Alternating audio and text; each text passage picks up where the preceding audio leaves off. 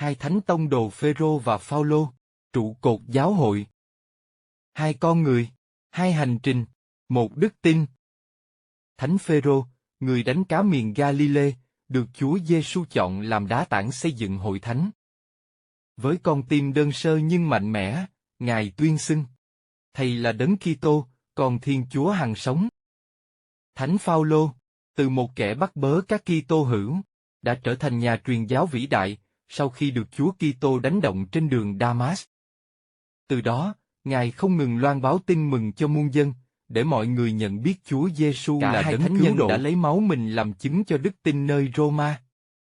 Thánh Phêrô bị đóng đinh ngược, còn Thánh Phaolô thì bị xử trảm.